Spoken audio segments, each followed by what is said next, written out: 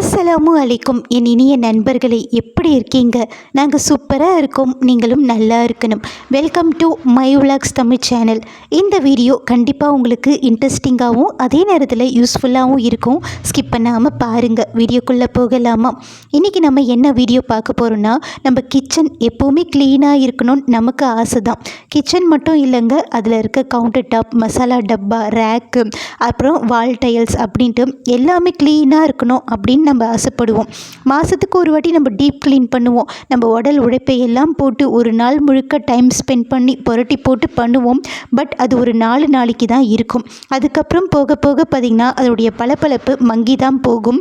அப்போது நம்ம என்ன பண்ணுறது? டெய்லியுமா டீப் க்ளீன் பண்ண முடியும்? உடம்பு என்னத்துக்கு ஆகுறது அப்படின்ற உங்கள் மைண்ட் வைஸ் எனக்கு கேட்குதுங்க. நான் சொல்கிற இந்த டிப்ஸை ஃபாலோ பண்ணி பாருங்கள். டீப் க்ளீன் அப்படின்ற ஒரு வார்த்தையை உங்கள் அகராதியிலேருந்தே நீங்கள் எடுத்துடுவீங்க. இருக்காது. சின்ன சின்ன டிப்ஸு தாங்க, நமக்கு தெரிஞ்ச டிப்ஸு தாங்க. பட் டெய்லியும் நம்ம ஃபாலோ பண்ணுறது கிடையாது. ஃபாலோ பண்ணோன்னா சூப்பராக இருக்கும். நமக்கும் கிச்சனுக்குள்ளே பாண்டிங் எப்படி அப்படின்னா, நம்ம சில நேரத்தில் வேலைகள் பார்க்குறதுக்காக கிச்சனுக்குள்ளே வருவோம். சில நேரத்தில் பார்த்திங்கன்னா நம்ம எதுக்காக வந்திருக்கோம், ஏன் வந்திருக்கோம், என்ன பண்ணிகிட்ருக்கோன்னே நம்மளுக்கு தெரியாது. ஆனால் நம்ம கிச்சனுக்குள்ளே தான் இருப்போம். ஏதாச்சும் ஒன்று உருட்டிகிட்ருப்போம். ஏன்னா நமக்கு கிச்சன் தவிர வேறு எங்கேயுமே பார்த்திங்கன்னா அந்த பீஸ் கிடைக்கிறதில்ல. அதனால தான் நம்ம கிச்சனுக்குள்ளேயே இருக்கிறோம். நமக்கு எந்த ஒரு கோவமாக இருந்தாலும் சரி, சோகமாக இருந்தாலும் சரி, சந்தோஷமாக இருந்தாலும் சரி, கஷ்டமாக இருந்தாலும் சரி, நம்ம அதை காட்டுறது பார்த்திங்கன்னா கிச்சனில் தான். சோகமாக கோவமாக இருக்கிறோம் அப்படின்னா பாத்திரத்தையெல்லாம் பார்த்திங்கன்னா சத்தத்தோடு வாஷ் பண்ணிகிட்ருப்போம். சந்தோஷமாக இருக்கிறோம் அப்படின்னா ஹாப்பியாக பார்த்திங்கன்னா க்ளீன் பண்ணுறது, அரேஞ்ச் பண்ணுறது, ஆர்கனைஸ் பண்ணுறது அப்படின்ட்டு அதுக்குள்ளே இறங்கிடுவோம். ஸோ நம்மளுடைய எல்லா விதமான எமோஷன்ஸையும் நம்ம காட்டுறது கிச்சனில் தான். அப்படிப்பட்ட அந்த கிச்சன் எப்போவுமே பார்க்குறதுக்கு நீட்டாக இருக்கணும்ல, அதுக்கு இந்த டிப்ஸ் எல்லாம் ஃபாலோ பண்ணி பாருங்கள். முதல் டிப்ஸ் என்ன அப்படின்னா, நம்ம கிச்சனையும் சரி, அந்த கவுண்டர் டாப்பையும் சரி, அதில் இருக்க அந்த கேஸையும் சரி, மசாலா டப்பாவையும் சரி, டெய்லியும் பார்த்திங்கன்னா ஒரு ஈர துணியை வச்சு கண்டிப்பாக தொடச்சி விட்டுடணுங்க.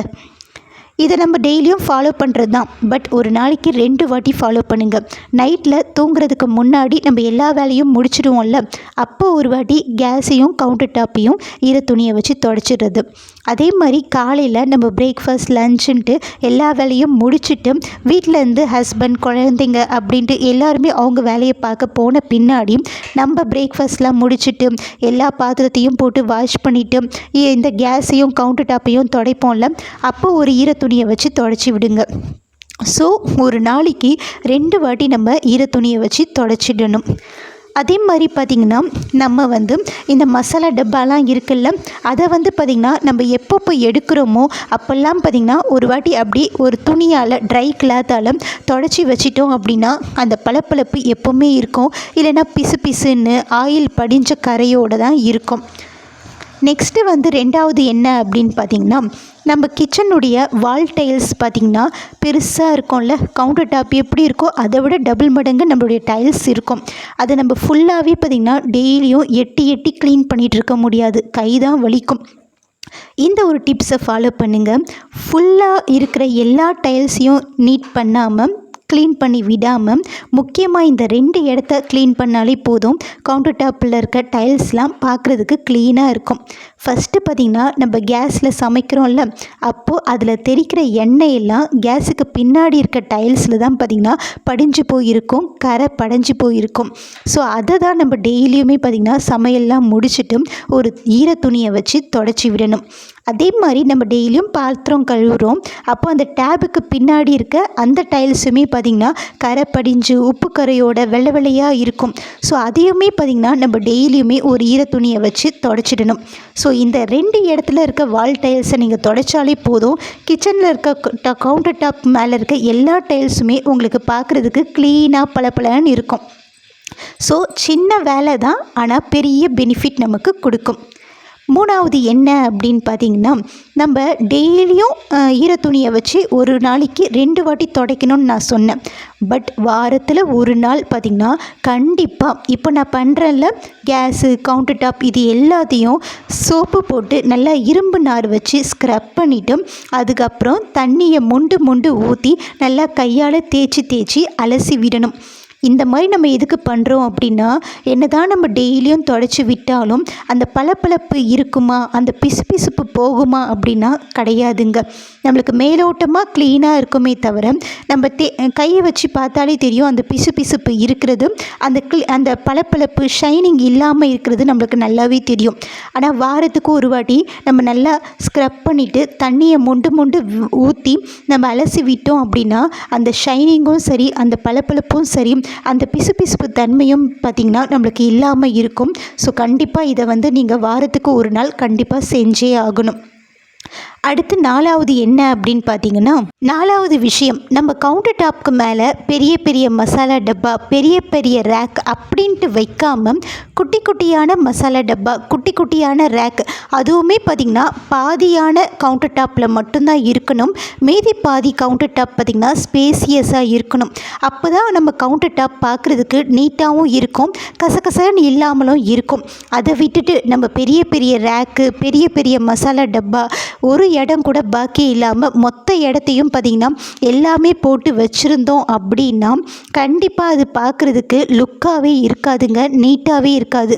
ஏதோ ஒன்று போட்டு கசகசன்னு வச்சுக்கிற மாதிரி அப்படி இருக்கும். ஸோ எப்போவுமே பார்த்திங்கன்னா நம்ம செல்ஃபில் தான் பார்த்திங்கன்னா மசாலா டப்பாலாம் பெருசாக வைக்கணும். அதில் தான் நமக்கு மாதத்துக்கு வேண்டிய பொருட்கள்லாம் போட்டு வைக்கணும். கவுண்டர் டாப்க்கு மேலே பார்த்திங்கன்னா டக்குன்னு நம்மளுக்கு எடுக்கிற மாதிரி குட்டி குட்டி டப்பாவில் கொஞ்சம் கொஞ்சமாக ஸ்டோர் பண்ணி வைக்கணும். குட்டி குட்டியான ரேக் மட்டும்தான் வைக்கணும். அப்படி வச்சா தான் பார்த்திங்கன்னா கவுண்டர் டாப் பார்க்குறதுக்கு நல்லா லுக்காக இருக்கும், நிறைய ஸ்பேசியஸாகவும் இருக்கணுங்க. அப்போ தான் பார்த்திங்கன்னா நமக்கு சமைக்கும் போது நம்ம சமைச்ச பாத்திரங்களாகட்டும், யூஸ் பண்ண பாத்திரங்களாகட்டும், அதெல்லாம் வைக்கிறதுக்கு நம்மளுக்கு இடம் இருக்கும். அப்போ தான் நம்மளுக்கு டென்ஷன் ஃப்ரீயாக சமைக்க முடியும். இல்லை அப்படின்னா இதை எங்கே வைக்கிறது, அதை எங்கே வைக்கிறது அப்படின்ட்டு நம்மளுக்கு நல்லா ஹெக்டிக்காக மாறிடும். ஸோ எப்போவுமே ஸ்பேசியஸாக வைங்க. குட்டி குட்டியான கிராசரிஸ் டப்பாவை தான் நம்ம கவுண்டர் டாப்பில் வைக்கணும். ஓகேங்களா? 5வது பாயிண்ட் என்ன அப்படின்னா, ஒரு 5 நிமிஷம் நம்ம பார்த்திங்கன்னா சோம்பேறி பட்டோம் அப்படின்னா நம்மளுக்கு அது வந்து பார்த்திங்கன்னா நல்லா கையை வச்சு தேய்ச்சி கழுவுற மாதிரி ஒரு பெரிய வேலையை இழுத்து விட்டுரும். அது என்ன தெரியுமாங்க? இப்போ ஒரு பால் பொங்கிடுச்சு, இல்லை டீ பொங்கிடுச்சு, குழம்பு கொட்டிடுச்சு, மாவு சிந்திடுச்சு அப்படின்னா நம்ம ஐயோ எனக்கு நிறைய வேலை இருக்குது அப்புறம் பார்த்துக்கலாம் அப்படின்ட்டு ஒரு 5 நிமிஷம் தான் ஆகும். ஆனால் நம்ம வந்து பார்த்திங்கன்னா அதை வேணாம் அப்படின்ட்டு ஸ்கிப் பண்ணிவிட்டு போயிட்டோம், அசால்ட்டாக போயிட்டோம் அப்படின்னா அப்புறம் வந்து பார்க்கும்போது நல்லா காஞ்சி போயிட்டு கரை படிஞ்சு இருக்குங்க. அதை நம்ம நல்லா தேய்ச்சி விட்டாலுமே பார்த்திங்கன்னா அது கருப்பு கருப்பாக இருக்கும், பிச்சு பிச்சுன்னு வேற மாறிடும். அது மட்டும் இல்லாமல் இந்த பர்னருக்கு மேலே டீ பொங்கி போயிடுச்சு, பால் பொங்கி போயிடுச்சுன்னா அந்த பர்னருடைய லைஃபுமே பார்த்திங்கன்னா நம்மளுக்கு சரியாக வராது, சீக்கிரமாக போயிடும். ஸோ நீங்கள் வந்து பார்த்திங்கன்னா ஒரு 5 நிமிஷம் வேலை தான், அதை அந்த ஈரத்தோடையே நம்ம தொடச்சி விட்டுட்டோம் அப்படின்னா அப்போவே அந்த கரையும் நமக்கு படியாமல் டக்குன்னு போயிடும், அந்த பிச்சு பிச்சுவும் இருக்காது. இதுவே நீங்கள் அப்புறம் பார்த்துக்கலாம் அப்படின்ட்டு காஞ்ச பின்னாடி வந்து என்ன தான் கையை வச்சு தேய்ச்சி பண்ணாலுமே அது இருக்கவே செய்யும். ஸோ இந்த மாதிரி நீங்கள் ஃபாலோ பண்ணி பாருங்கள், கண்டிப்பாக யூஸ்ஃபுல்லாக இருக்கும்.